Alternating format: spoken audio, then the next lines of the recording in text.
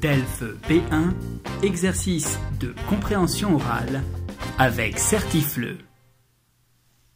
Hé Samantha, que dis-tu d'aller faire un tour à Avignon le week-end prochain? À Avignon? Pourquoi faire, Audrey? Qu'est-ce qu'il y a à faire là-bas?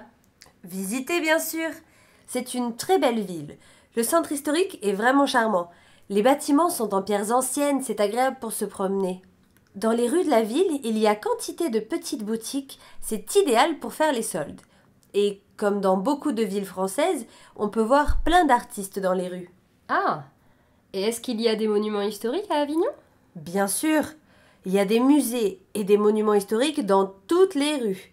Et en juillet, il y a même un super festival de théâtre. On pourrait commencer par le Palais des Papes, puis longer les murailles médiévales qui entourent la ville, et le soir, on pourrait admirer le coucher de soleil sur le fameux pont d'Avignon, près du centre-ville, qui est traversé par le Rhône. Ah oui, celui de la chanson.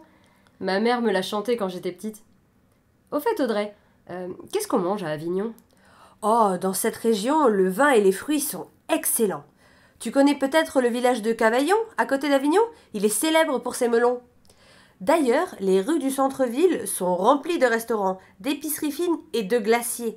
Tu ne risques pas d'être déçu de ce côté-là non plus. Tout ça m'a l'air très bien. Mais pour être honnête, j'avais envie d'un peu de nature ce week-end. Eh bien, pas de problème. Avignon est entouré par 4 parcs nationaux. Il y a le Luberon, la Camargue, les Alpilles et bien sûr les Cévennes, une superbe chaîne de montagnes. On aura l'embarras du choix. Mon petit coin préféré, tout près d'Avignon, c'est la promenade du Sentier des Ocres. On l'appelle aussi le Colorado provençal. C'est un endroit tout à fait extraordinaire, où la terre est rouge et les falaises multicolores. Il porte bien son nom. On se croirait au milieu du Colorado Springs aux États-Unis. Waouh! Ça a l'air génial! Ça l'est? Alors, qu'en dis-tu? On va passer le week-end dans le Vaucluse? Ok, tu m'as convaincue avec le Sentier des Ocres. Parfait, alors il ne reste qu'à faire nos valises, passer acheter nos billets de train et en route pour l'aventure!